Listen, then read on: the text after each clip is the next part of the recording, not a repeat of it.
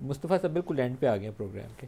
अब आपको वो जो सॉफ्ट इन्फ्लोस है ना डॉलर की शक्ल में, वो फॉर द टाइम बिंग नहीं मिलने। अफगानिस्तान के अंदर अमेरिका का फ़िलहाल कोई मुफाद नहीं है। मल्टीलैटरल्स भी नरम रवैया अख्तियार करती थी जब अमेरिका यहाँ बैठा होता था अफगानिस्तान में, या जहाद अफगानिस्तान था।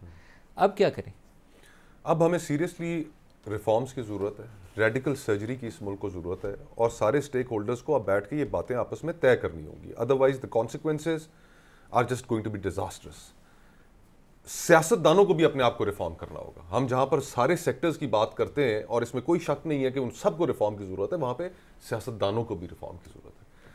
इस पूरे प्रोग्राम में हमने एक चीज़ मिस की है, और वो है लोकल गवर्नमेंट। लोकल गवर्नमेंट इक़्तिदार के अंदर अवाम की पार्टिसिपेशन, अवाम की शराकतदारी। आज तक MNA और MPA ज़हनी तौर पर मुखालिफ हैं कि हमने अवाम को इसमें शराकतदारी नहीं देनी। सर उससे भी ज़्यादा ज़रूरी है कि आप सियासी जमातों में जमहूरियत लाएं। जी हाँ। आप पार्टी इलेक्शंस करवाएं।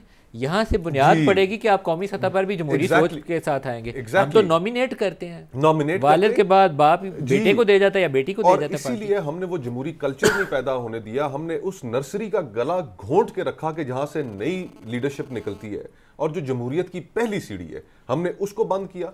फिर उसके बाद सियासी जमातों के अंदर जो खुशामद का कल्चर है, कॉम्पिटेंस वहां पर नहीं चाहिए सियासी लीडरान को। अगर किसी शख्स के अंदर मेरिट है, कॉम्पिटेंस है, वो उनके लिए काबिल कबूल नहीं है। उनके लिए वो काबिल कबूल है कि जो उनकी हाँ में हाँ और उनकी ना में ना मिलाए।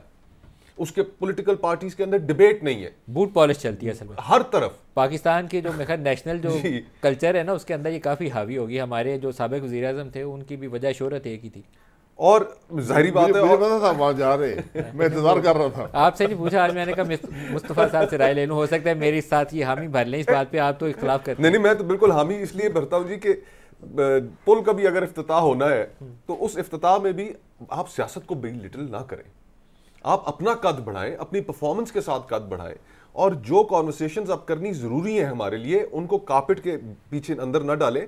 आपको अब ये कॉन्वर्सेशंस करनी पड़ेंगी, एस्टैब्लिशमेंट के साथ करनी पड़ेंगी, जुडिशरी के साथ आपको करनी पड़ेंगी कि इस तरह मुल्क नहीं चल सकता कि हम एक फैसला करें, आप उसके ऊपर स्टे दे दें या उस फैसले को रद्द कर दें और पाकिस्तान को अरबों डॉलर उसके नतीजे में जुर्माने हो जाए।